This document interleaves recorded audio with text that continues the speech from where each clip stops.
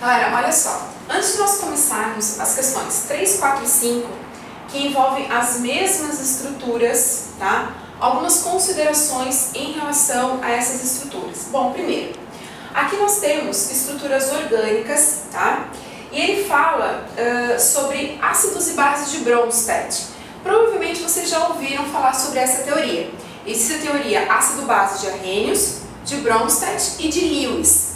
Então, voltando às teorias, né? A teoria de Arrhenius. Ácido é toda substância que, em contato com a água, libera o íon H+.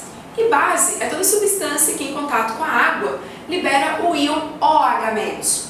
Porém, quando a gente fala sobre a questão de Bronsted, né? O que nós temos que lembrar? Que o ácido ele vai liberar o hidrogênio, mas a base não vai liberar a hidroxila. A base é toda substância que vai receber esse hidrogênio na forma de H+.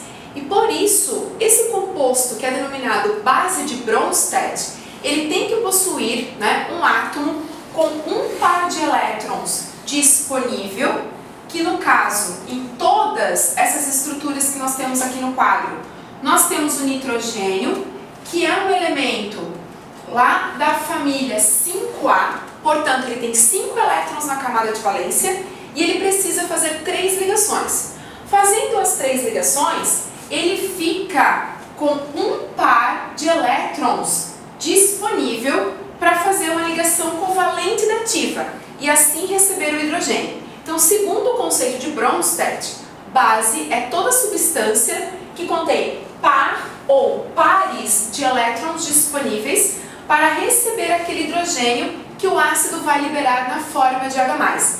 E lembrando que como o hidrogênio tem apenas um elétron na camada de valência, quando ele é liberado na forma de H+, ele é liberado sem nenhum elétron. Então ele precisa recuperar o elétron que ele perdeu e mais um para adquirir a estabilidade. Por isso, um par de elétrons na forma de ligação covalente dativa. Um outro detalhe, junto com essas substâncias, nós recebemos os dados de Kb. Vamos lembrar o que é Kb? Constante de ionização da base. A constante de ionização da base, ela vai me dizer se essa base ela é mais fraca ou ela é mais forte em relação à outra. Então, quanto maior o valor de Kb, mais forte será essa base.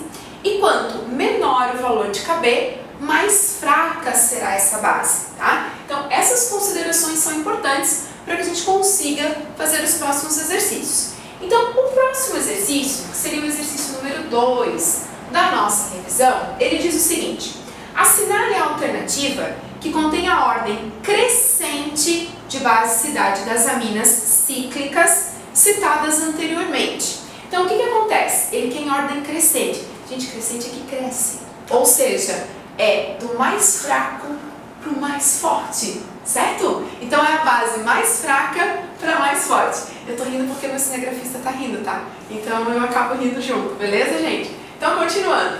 Bom, se nós analisarmos, tá? De todas elas aqui, se vocês olharem aqui, ó, a constante de ionização do pirrol é a que tem a menor constante de ionização. Ou seja, ele tem uma constante de ionização, ou uma constante de ionização da base, menor do que 10 na menos 10. Então, é a que tem o menor valor de Kb, então é a mais fraquinha, tá? O pirrol é a nossa base mais fraquinha.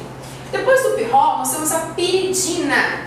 Então, a piridina é um pouquinho mais forte do que o pirrol. Então, eu vou colocar aqui, ó, piridina, que é um pouquinho mais forte, tá?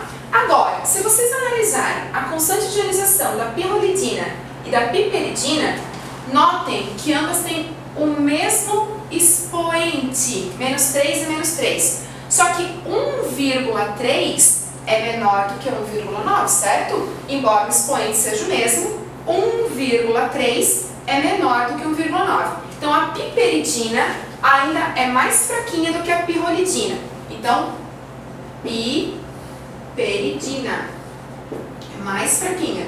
E por último, então, nós teríamos a pirrolidina, que é a mais forte de todas. Bom, nesse exercício, se vocês voltarem lá no enunciado, ele está utilizando sinais de menor e de maior. Professora, eu estou no terceirão, eu estou terminando o ensino médio e eu ainda me confundo quando se coloca maior ou menor nos exercícios, né? Então assim, não precisa ter vergonha, eu vou ensinar uma coisa para vocês agora. Faz o seguinte, corta o sinal. Vocês percebem que 4 é menor do que 7 e que 7 é maior do que 4. Então esse sinal aqui é o de menor e esse sinal aqui é o de maior. Isso significa que o pirrol, ele é menos básico do que a piridina, que a piridina é menos básica do que a piperidina e que a piperidina é menos básica do que a pirrolidina. Então, se vocês analisarem, né, em todas as afirmativas, isso vai fechar com o que nós temos ali na letra D. Então, a letra D tem a ordem crescente de basicidade.